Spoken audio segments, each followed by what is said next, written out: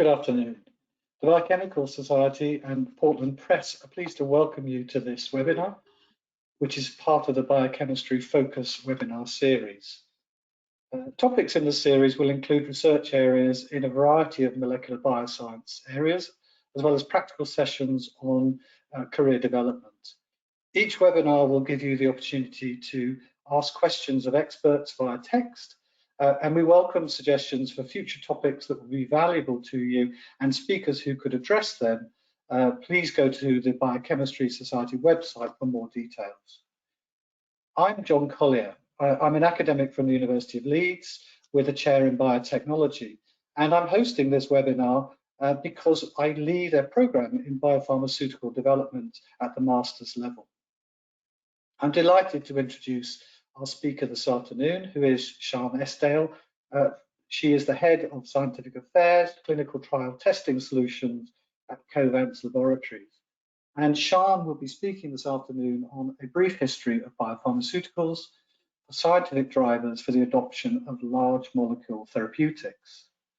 In this webinar, Siân is going to present a brief historical context of large molecule drugs, the current market for approved drugs, the modalities and the therapeutic targets that they address.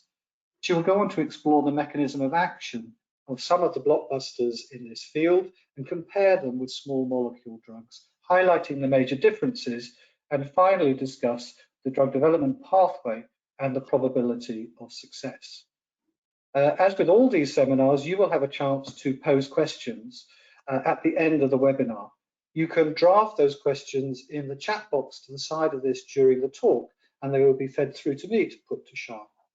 So I'd like to now welcome Siân Estdale to address us on biopharmaceutical development. Lovely. Thanks, John. I'm just going to show my screen, which hopefully will appear. It's whirring. Can you see it? Brilliant. Okay, I can't tell, so thanks for telling me.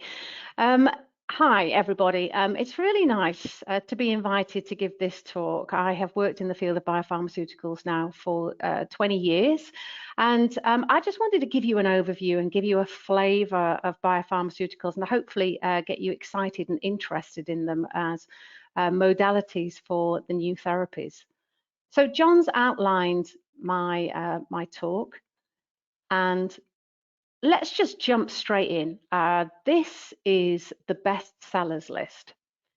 It's something that I keep up to date. Every year I buy Le Marie, which is an industry magazine that gives a record of what sold best the previous year. So I just keep a running tally. So you're thinking about biopharmaceuticals. Why are they such big business? Because they bring in an incredible amount of money. Here you can see I've tracked, and this is all I can fit on, from 2012 to 2019. And cancer antibodies made nearly $60 billion alone last year. Anti-inflammatory antibodies made $43 billion. And then anti-TNF antibodies make $37.7 billion. They are huge money earners. You know, the total for this selection is about $223 billion. Now, this tells a story of itself. Back in the day when antibodies were being developed as targets, they were really helpful because they actually utilized the body's mechanisms to interfere with therapeutic progress of disease.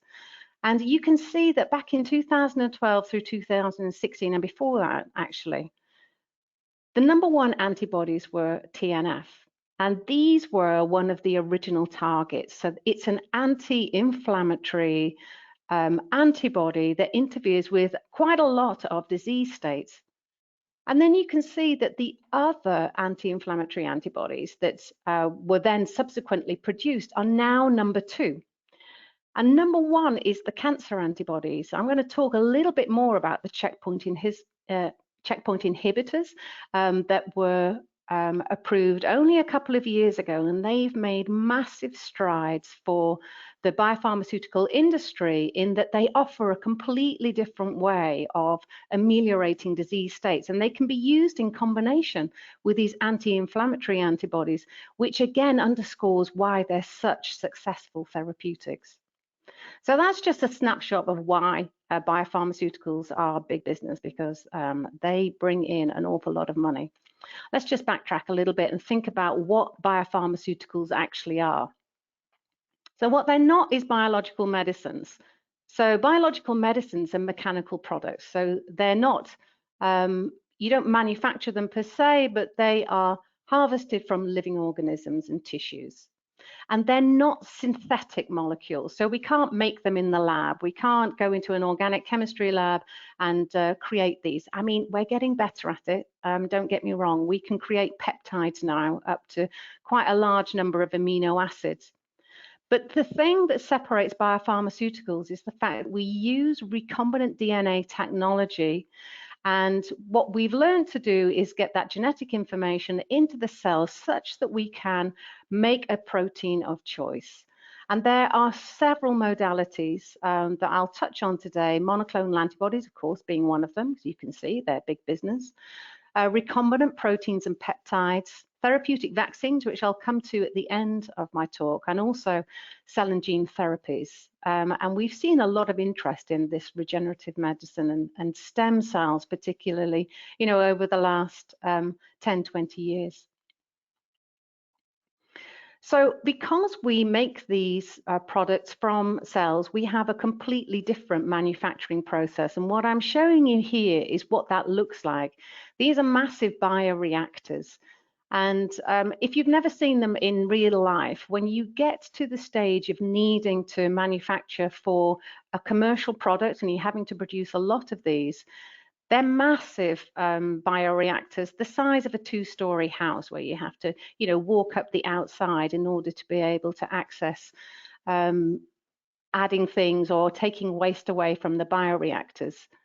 And this is sort of very much old school at the moment. These manufacturing processes obviously still exist because they represent massive investments within the industry to create something that will manufacture proteins from these cells, but they are being replaced increasingly by this disposable technology, which was a remarkable innovation, really, because rather than having these huge metal structures which then needed to be cleaned out before that you went into a new manufacturing process, the disposable technology actually places a plastic bag inside the bioreactor. So it's disposable, there's far less downtime, you don't have the same cleaning regime, and they offered a new way for us to develop further our capabilities in manufacturing and make it accessible more broadly across the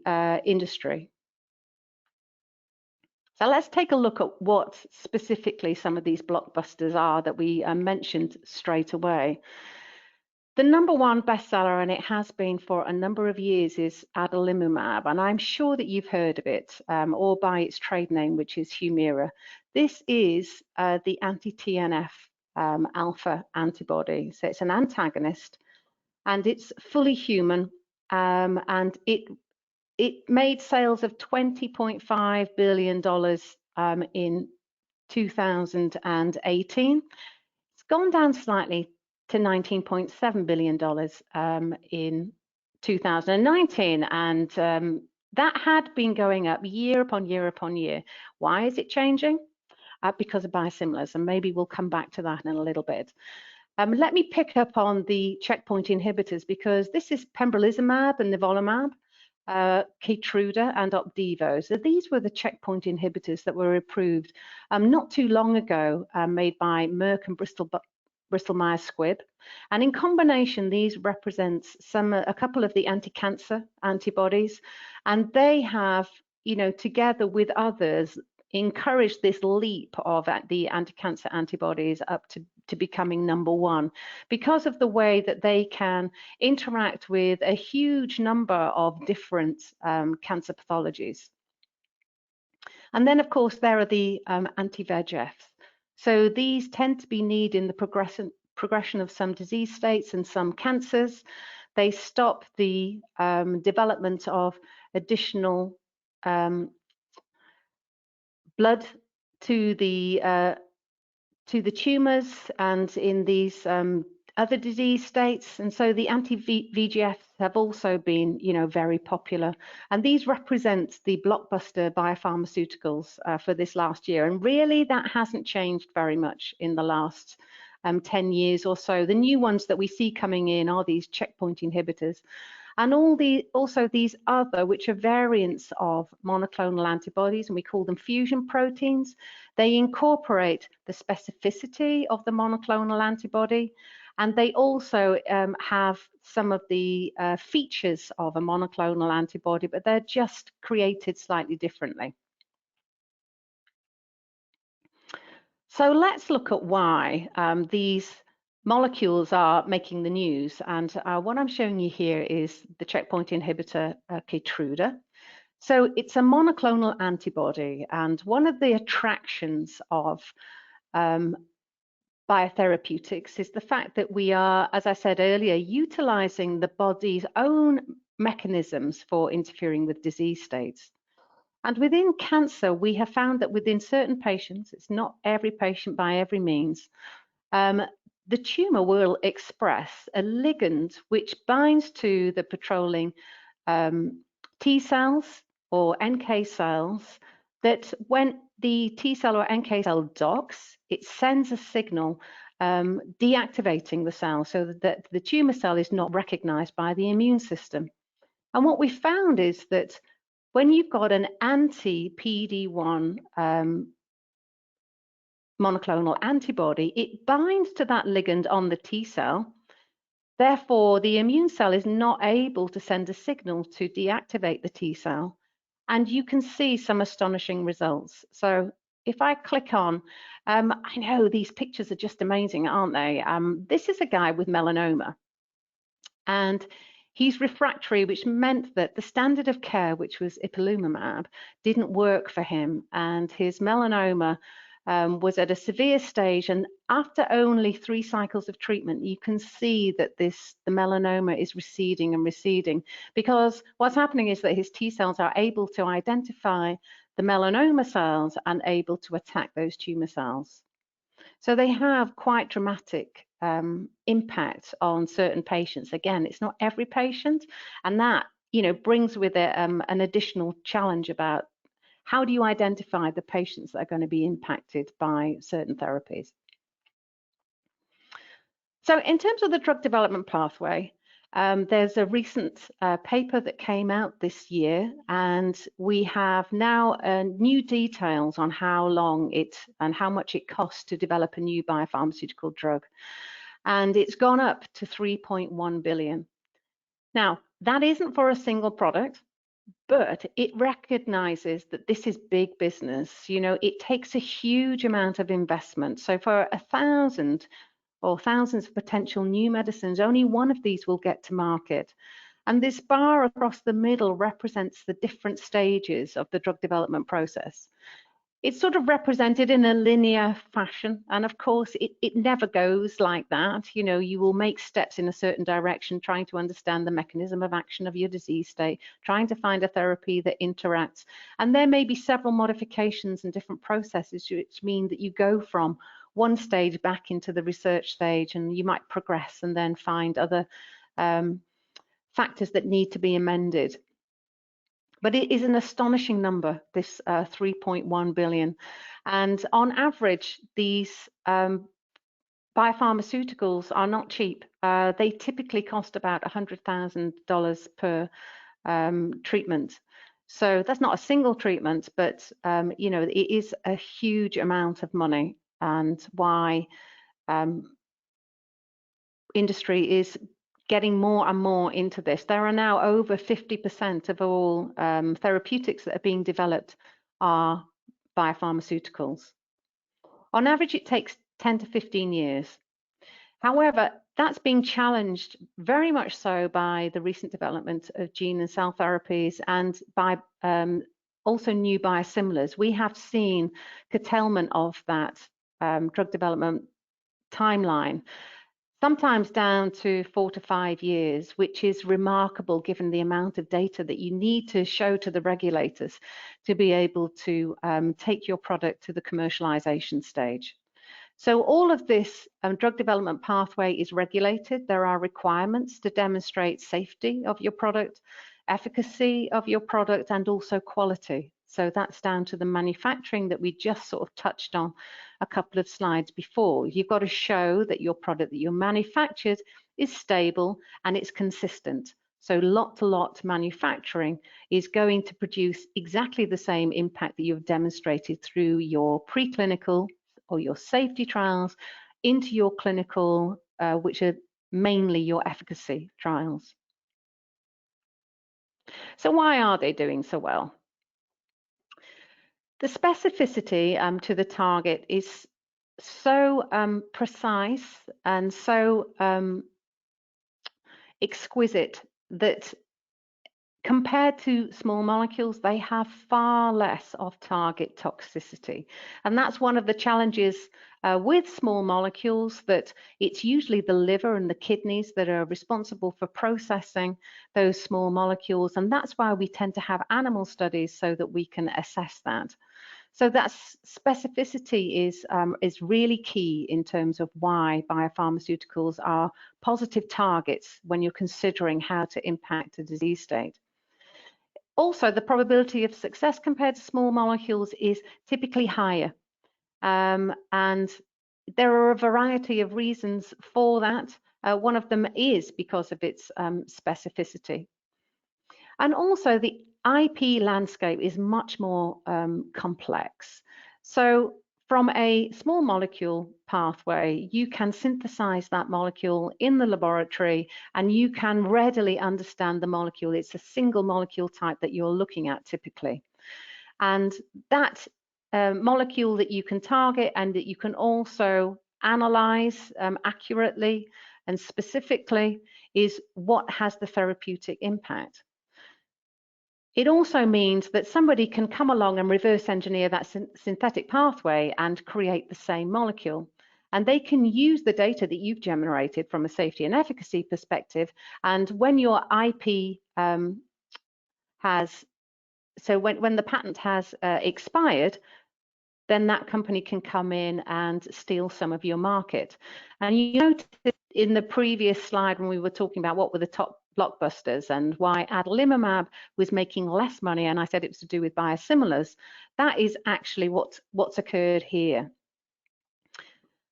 So from a biosimilars perspective, it's a much more challenging pathway to be able to reverse engineer the amino acid sequence, or to reverse engineer the DNA that would give rise to that amino acid sequence. And also because you're not using the same cell line, necessarily you may produce the same amino acid sequence, but the post-translational modifications that are a result of that specific cell line might be different. And the thing that you have to show when you're developing a biosimilar is that there are no changes in efficacy. So there is far less threat from the production of biosimilars, even though we see huge amounts of activity within that market these days. And this is what led to the increased likelihood of people turning to biopharmaceuticals. Here is a graph that shows the probability of success, which comes from the Centre for Medicine's research. And you'll see that in every part of the pathway up to submission to market, that the biotechnology products, which are in the dark blue bars, do outperform the small molecule entity comparators. So again, this is pivotal information when you're thinking about what sort of pathway to go down in terms of your drug development. So I put in this slide because I thought it was interesting to see that, large molecules have only been out for a short time. They are dependent on this technique that was developed by Boyer and Cohen, which is the recombinant DNA technique, which enables us to produce proteins of choice from a cell line. And Eli Lilly were the very first company with Genentech to produce insulin by recombinant technique. And then you will see this, if you look closely, this rapid development of certain modalities. So, you know, we had vaccines back in the 90s, and we had our very first successful gene therapy in 1990. But if you look at the bottom here, you know, in the 90s, in the 10s and the 2020s, it's called the noughties, isn't it? We have this rapid utilization of monoclonal antibodies as target molecules to interfere with therapeutic disease states. So we've gone from 7 to 16, and last year, at the end of 2019, I added up all of the molecules that had been approved, and we had 68. So you see this rapid acceleration. Gene therapy is also big news, and we have seen huge amounts of interest in that, where we had our first successful gene therapy quite a while ago, but the completion of the Human Genome Project has actually given an injection of information that we've begin to utilize as we understand the potential for gene therapies. They have been thwarted by lots of challenges, which I will touch on in a little bit, in probably the same way that monoclonal antibodies have. There have been challenges in terms of their manufacture and in terms of the interactions that were caused that were not always positive with certain patient groups. So it's been a voyage of understanding how to produce safe and effective products. Already this year, we have seen 2 gene therapies approved and 8 monoclonal antibodies. So it definitely looks like that trend is going to continue throughout this decade. And it'll be interesting to see what happens beyond that. You'll see that I'm calling out COVID-19, and at the end of the talk, I will touch on the impact that is having on the industry as well. So I hope that gives you a snapshot of the way that the biopharma industry has developed over the last 50 years. So this talk was to look at what are the scientific drivers for developing what we call large molecules of biopharmaceuticals. And I thought it was worth touching on the fact that there are these positives. So in terms of molecular weight, then biologics are much, much larger. The typical example I use is that for small molecules like aspirin, it's like comparing a Rubik's Cube.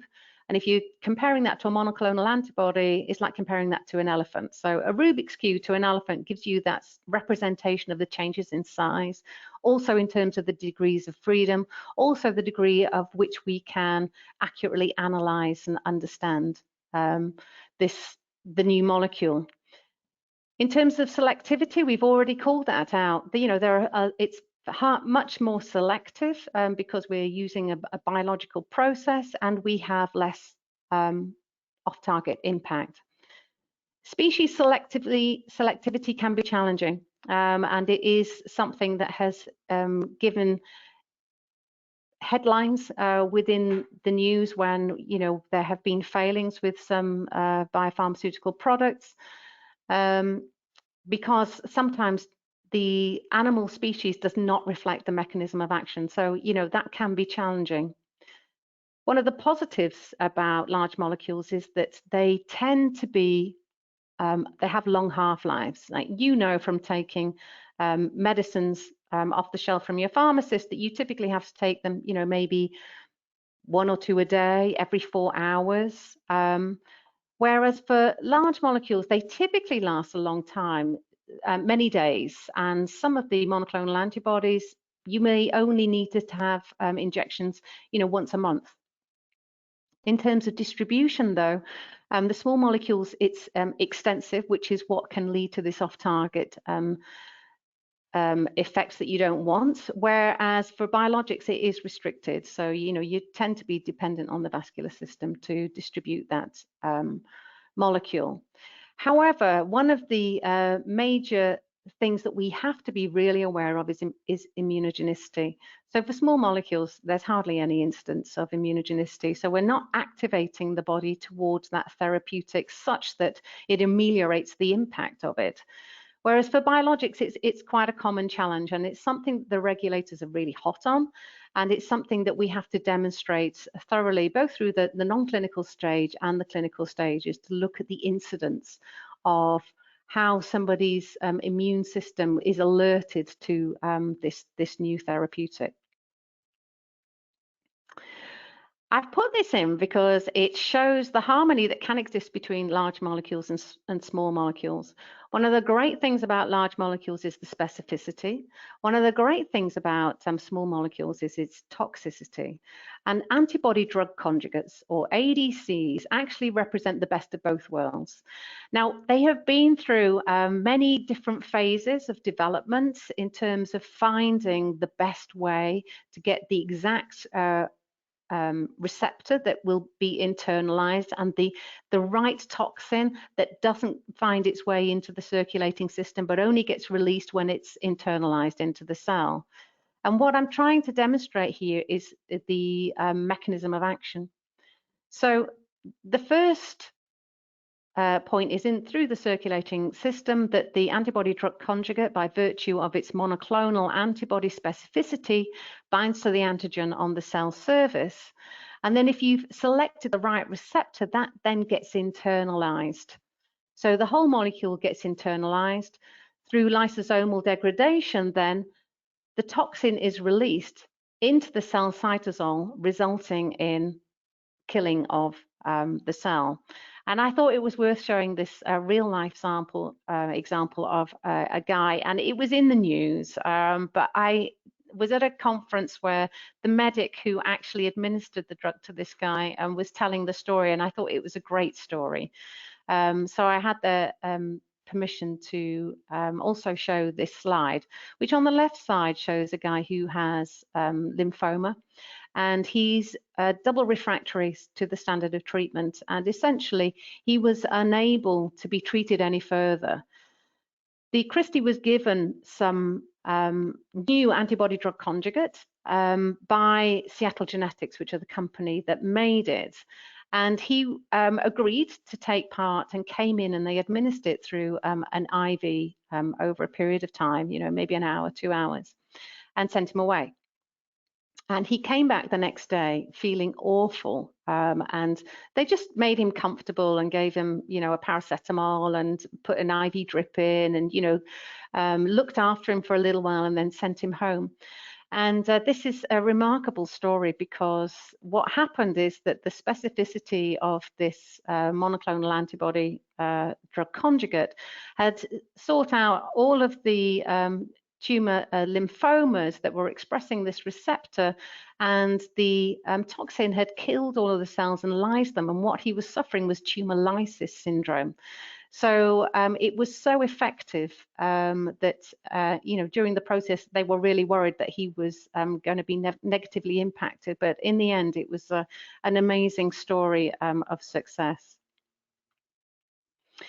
So gene therapies actually have been theoretical for quite a long time. We have thought about how to regulate or interfere with, silence some gene, or maybe even replace and repair it, and thereby offer a cure for a disease state. So rather than dealing with the symptoms and trying to ameliorate the symptoms, and very rarely coming across a cure, frequently these are chronic administration of a drug, gene therapy actually offers the potential for a cure. And within industry, they call it one and done. And the very first gene therapy was approved in August 2017. And this is a schematic that one of the guys in my lab created to show the idea of how we can interfere with these different processes. They also highlight the selection of ways in which we would use viruses potentially, or polymers or dendrimers, to be able to get that information into and target it into a cell. Very often we choose viruses because through evolution they have this incredible way of penetrating a cell to deliver genetic material. And one of the difficulties with large molecules is that they cannot penetrate the cell. They can only dock onto the outside of it and interact with a receptor. Whereas these gene therapies, by virtue of harnessing this, what nature has given us, enables us to find different ways of getting that genetic information into the cell to interact in a variety of different ways. The challenges of gene therapies are that we have seen some undesired clinical outcomes. There have been some deaths, which have made the standard of, proof of safety and efficacy that much more difficult to demonstrate, because naturally, everybody gets a little bit nervous when we don't understand the impact that we're having on a patient's immune system particularly. So we have seen off-target effects, cytotoxicity. One of the reasons for selecting certain viruses early on was that ability to penetrate the cell, but sometimes, even though the best efforts were made to make these viruses non-transmissible, they still saw some of that happening. So, there have been different techniques developed to manufacture viruses that aren't going to be transmissible. We've seen some difficulty with impurities. And also, sometimes the viral vector that we have chosen, some of the patients have already been exposed to, they will already have an immune response to, and that therefore interferes with the impact of the viral vector that's trying to deliver that genetic material, because it immediately gets recognized. And then alongside gene therapies, we've got cell therapies, and I've put in a link to a video which I don't propose to show, but it is an amazing story of how these CAR T, which is the chimeric antigen receptor T cells, were created, and they utilized a virus. It was the HIV virus, which they made sure was non-replicating. And ex vivo, they removed target cells from the patient. And then outside of the body, they introduced the virus with the genetic material such that it used the mechanisms within the cell to express a receptor. And then they were grown up and put back into the patient. And so there are a variety of different cancer therapies that have been tried, and they've obviously had a huge amount of interest as well. And this is a schematic which just explains what I was talking about. And these are a very different, I'm sure you'll recognize, manufacturing process to the one that I described earlier, because you're actually manufacturing using the patient's own cells. And that means, from a drug development perspective, a much different and more challenging way of assuring, safety and quality of these products before they go back into the patient. And sometimes, we're thinking about what's the risk, and what's the impact going to be, and sometimes you might not have all the answers to that, but the benefits outweigh the risks, and so you will go forward anyway. So there are a number of other things that we consider when we talk about cell therapies, how in terms of safety and efficacy. How do we identify the T cells, and does it matter? What if there are other cells, or how do we remove them?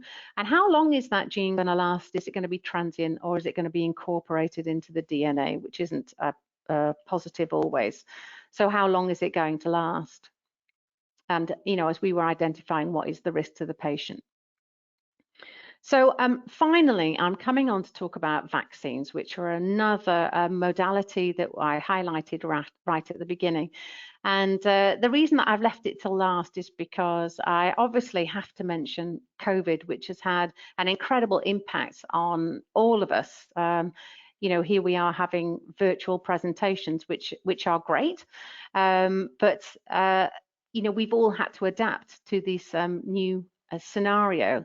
So vaccines have obviously been a very interesting path to take. They are not chronic by nature.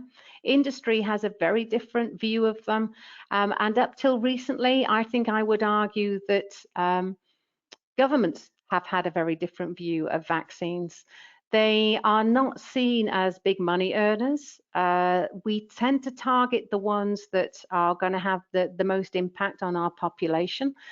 And because they're proactive, so you're trying to give somebody immunity before they get exposed to a pathogen, you don't always recognize the financial value of those vaccines. And there are lots of different types that we have looked at over the years, depending on when they were created. So, we can have the live attenuated virus. So it's lost its pathogenicity, so it can't create disease. But if you inoculate somebody, then their immune system has an opportunity to develop an immune response to it. We can inactivate them. Or if we use our recombinant technology, we can have subunit vector and DNA vaccines. And the reason that I'm talking about these all is because one of the things I wanted to highlight was what is industry's response to COVID-19? Because you'll seen governments all over the world talking about the need for a vaccine so that we can get out of lockdown, and being willing to spend huge amounts of money. And you have seen big pharma in the news working with anybody who can produce something that might be successful. So I thought it was worth just highlighting what the mechanism of action was for COVID-19, and what that brings out is the potential for targets that we could, within industry, go for as therapies for COVID-19. So you will have heard about the S protein, which binds to the ACE2 receptor on a cell, and I think this is a lung cell. So the virus gets internalized by endocytosis, and then because of that, the RNA gets released into the cytoplasm following uncoating of the virus, and then the viral RNA gets translated. So there are a number of transcription events that need to occur so that you can get the proteins and also the genomic RNA that then self-assemble into a viral capsid so that it can be released out into the extracellular space outside of the cell. So these have represented lots of targets. Can we prevent this docking, first of all, and what sort of molecules could that be? Would that be a monoclonal antibody? Can we interfere by getting RNA into the cell in a complementary way, such that some of this information for creating the virus cannot be produced, and therefore you can't get this spontaneous assembly of the virus, therefore inhibiting the pathway? And there have been a huge amount of interest. So I have looked at the treatment that's out there. So you can either block entry, block replication, stimulate the innate immune response, or enhance the antiviral innate immunity that we have. And there are a huge number of vaccines that have been produced. And I've put this link on here, which takes you to the WHO website, and I've got it here, just to illustrate to you pharma's response, because we have a number of pages, and I am just going to flick through these, hopefully to show you that we have VLPs, which are vaccine-like particles. We've got non-replicating viral vectors. We've got protein subunits. We've got RNAs. We've got, again, vaccine-like particles, and I flipped over the first two. We've got inactivated products, and we've got non-replicated viral vectors. And you will see the industry that you will have heard of, Oxford, AstraZeneca, the Beijing Institutes, Gamaleya Research Institute, Janssen. It has been a monumental effort on behalf of, the large molecule biopharmaceutical industry to try and come up with a vaccine that will hopefully get us out of our present situation. So I thought that was fascinating, and I wanted to share that information with you. And so I'm just going to wrap up my talk and open it up for questions, because in summary, biopharmaceuticals are a hugely important growth driver for the pharma industry. You saw by virtue of those numbers that it can mean big business. They are incredibly expensive to make, and they are incredibly expensive to administer. So these are not a cheap option, but you've seen some of the impact that these molecules can have, and this is why they continue to be developed. They're less toxic than small molecules, and they circulate for longer, but they can elicit immunogenicity, so your body can be highlighted to them. They do have a dramatic impact on the quality of life for some patients.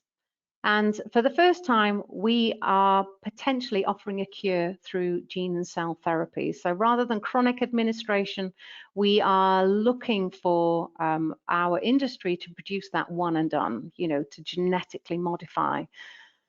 And as you've seen, there's been a huge response from the biopharma. So, is this the industry that's going to get us out of COVID lockdown? My fingers are crossed, even though I know how long this drug development process takes. People are talking about rapid production of these vaccines. So that would be amazing. Thank you for your attention. I am more than happy to answer any questions. Thank you. Siân, thank you so much for a fascinating canter through yeah, it was, wasn't it? the history and the achievements of the biopharmaceutical industry. So questions are coming in from the audience, and can I ask them to keep sending them? I will pick up questions and try and group them together so that they make good sense. So you mentioned a couple of times in your talk that the large molecule drugs were more successful than small molecules. Can you just summarize for us why that is? I think it's because of the specificity of the molecule. So the drug development pathway arose out of the need to demonstrate safety in animals before you administered to humans. And because we are replicating the body and the way that it interacts, our bodies are used to proteins. And so they know how to process them, they know how to degrade them, whereas small molecules are alien to our bodies. And that's why things like paracetamol are toxic. Not because our bodies can't clear them, because eventually the liver will degrade them, but it's just a more complex process.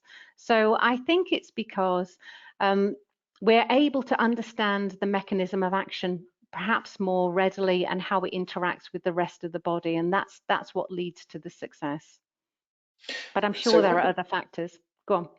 So if I can follow up with a question from the audience that wants to explore how these drugs can get to site of action that matters. You were illustrating it with extracellular receptors or targets for the molecules. The question really wants to explore the blood-brain barrier and how do we overcome delivery beyond the blood-brain barrier, and also, of course, the plasma membrane barrier, and how do we access intracellular targets. So what's being done there? What are the prospects? It is a fascinating area, and you're right, there's a lot of interest, especially in the blood-brain barrier, when we're looking at dealing with neurodegenerative diseases. And there are monoclonal antibodies that are being created for that. It is a challenge because evolution has created barriers in this way to protect us. And yes, we use usually the circulating system. So we, administer through IV because we can't take large molecules in through the oral route because we have digestive enzymes.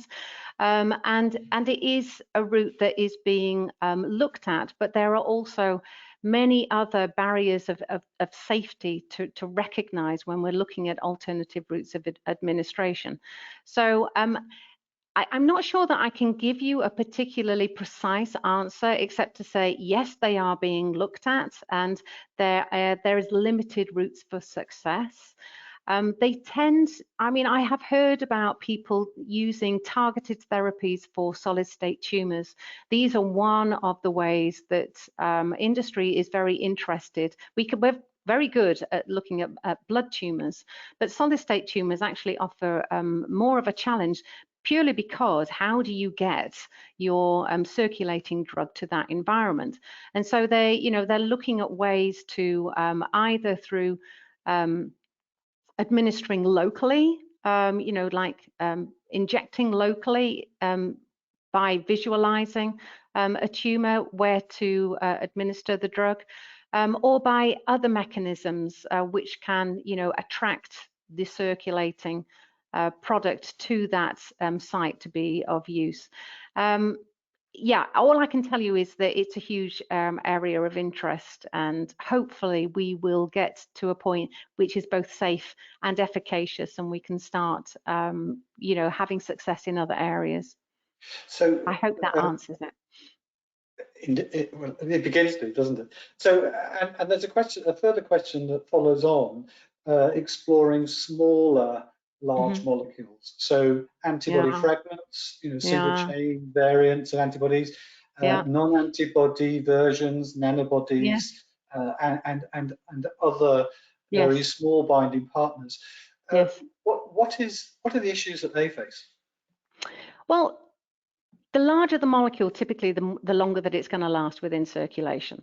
So when it comes to smaller peptides that maybe have the working part of the molecule, maybe it's the variable region.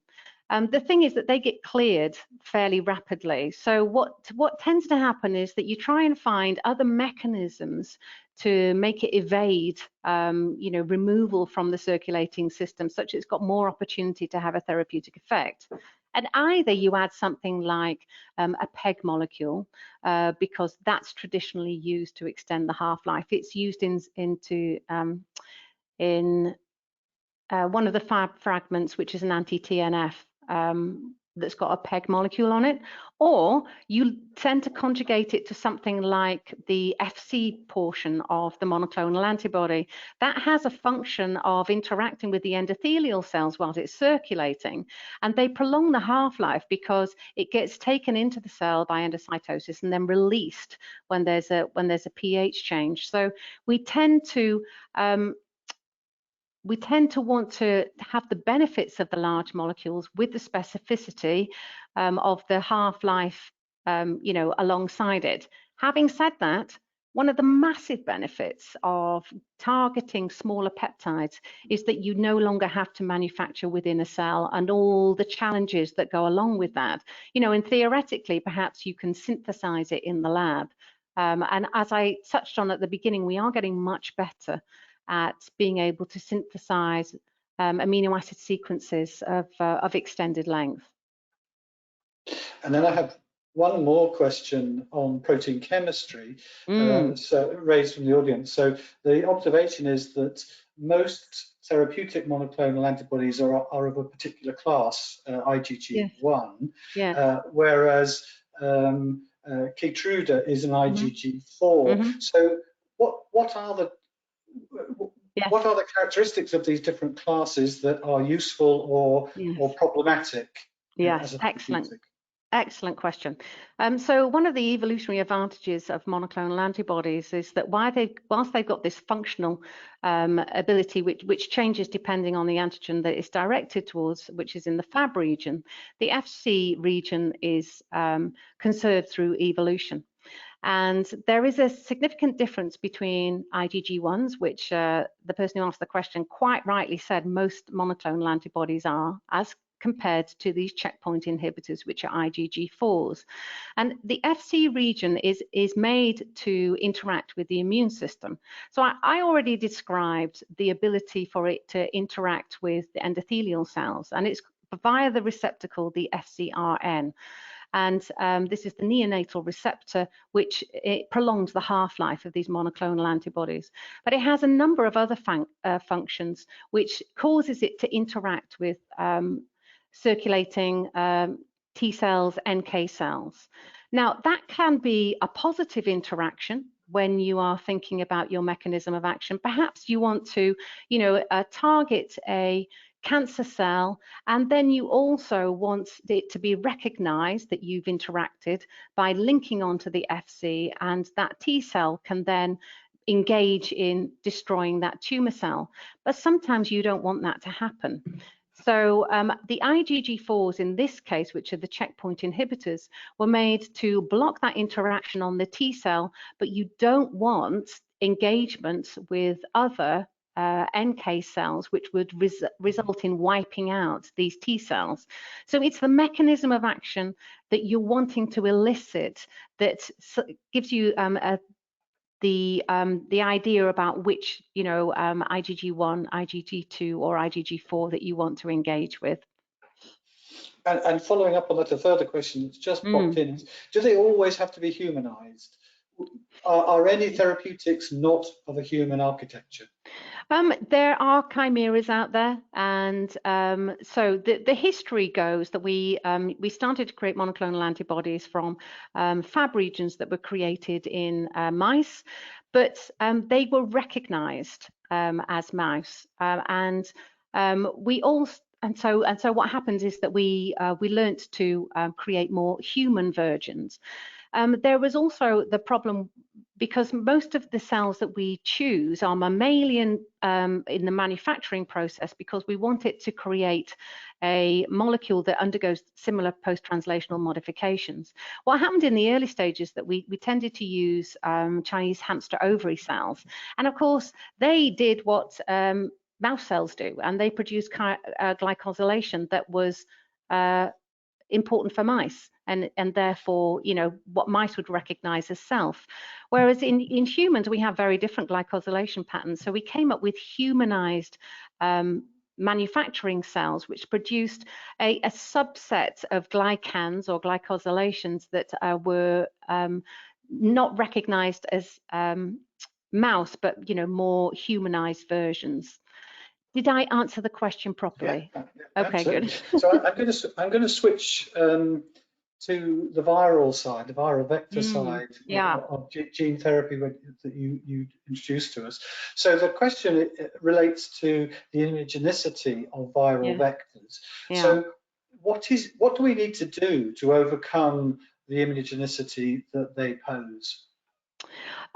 So the immunogenicity that we might have impacts the people that are going to be administered to. So in theory, you want to be a one and done. You want to get that genetic material into the target. So the immunogenicity doesn't have the same profile that it does for these chronic administration. So if you've been exposed to this viral vector that is wanting to be used, then your body is already going to have antibodies to it and recognize it.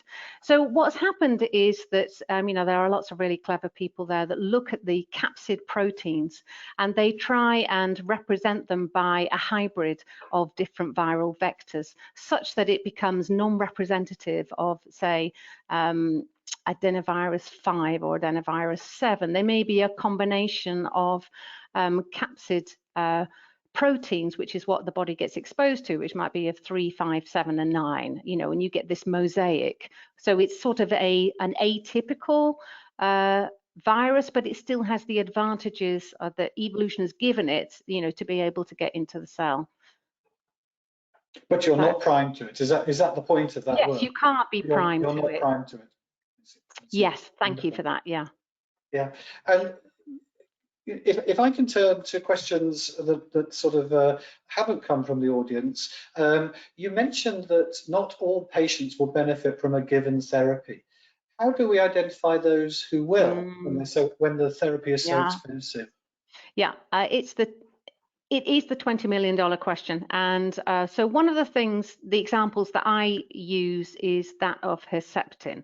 So there are various types of breast cancer, and they have a different expression of different receptors on the breast cell surface, and they get categorized as such. And when Herceptin came along, it was targeted towards HER2. So, and then overexpression of HER2 on the breast cell. Now, if all breast cancer patients had been treated with Herceptin, it would have failed, because it would never have shown that it could help reduce those breast cancer tumors in that cross-population example. So what had to happen is that those patients had to be identified. So, they do a lumpectomy and they would analyze the cells, and for a proportion that were in that grade 3-4, so overexpression of HER2, they knew that they would do well on the trial. So they could put them into the trial, give them Herceptin, test them against their placebo group, and therefore you'd see this greater probability of success. Which brings us to this whole point of patient stratification. How do we recognize within a disease state the different population groups? And what are the factors that distinguish them? And if we can recognize the factors, what are they? Are they, genomic factors? Are they immunologically based factors? Are they receptor-based factors? And all of these things are what we call biomarkers. And they are what we, as an industry, are really, really interested in, because if we can identify the patient group that is going to be more successfully treated, then number one, we've made our drug development pathway much clearer, but we've also got much more opportunity to have a dramatic impact in those patients, which is, after all, what we're interested in. Wonderful. So there are no more technical questions coming in. Perhaps I could ask one about careers and the practice of science in different ways. Your career was first, as many of us, academic, and that you headed an academic group, in immunology and skin biology, up until nearly a little bit short of 20 years ago, before coming across to industry. What do you see the differences or similarities between the practice of science in those two settings? Wow, that's a really good question. So all I can tell you is my experience, and I think what I experienced when I went into industry was that people didn't work on their own. First of all, it was never success was not dependent on me as an individual having a good idea and being able to demonstrate through research whether it was true or not. Within pharma, it's all about working as teams. And why is it about working as teams? Because you have to demonstrate so many different things. They talk about it taking a village. Well, I think it probably takes a city, to get a drug from that research stage all the way to market. You need lots of people with different skills. So, they've got to have marketing skills. You've got to find out where your drug's going to be successful. You've got to have management skills and, scientific skills, which is, just about all I had when I went and joined Covance, were good.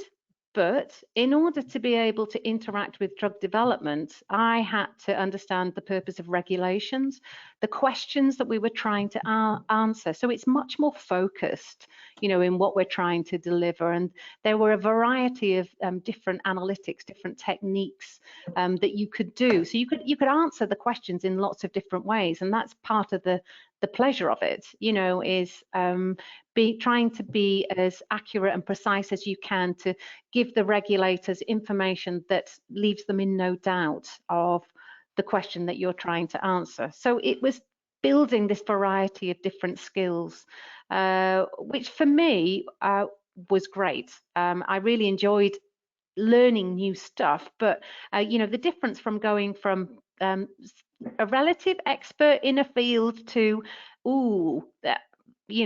that's great, but you need all of this other stuff as well. That was a massive learning curve. Yeah. So if you had advice for somebody at a fairly early stage of their career, they're coming toward the end of their PhD training or a first postdoc, who were thinking about industry, how would you advise them to prepare for that?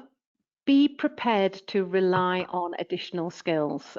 Being a fantastic scientist is not enough. You have to be able to work in a team. You have to be able to enjoy being part of a team and working with people who have got have different skill sets, and and rely on those skill sets. There are people who are so much better organizers and managers, and it's that reliance on one another, which is really important and difficult to explain until you're in it. So, if I'd just done my PhD and I was thinking of going into industry, it's recognition of you're going to be on a learning curve.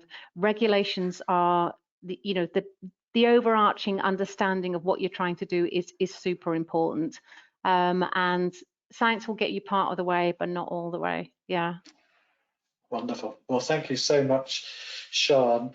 I haven't any more questions myself or from the audience. I just want to check there's no further updates. So I'll bring matters to a close if I can. So can I thank all of you delegates for attending the webinar live. It's been a pleasure having you with us, and thank you for your questions.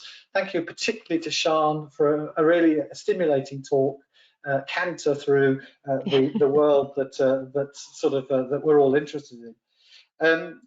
You can continue this conversation through Twitter if that is your practice.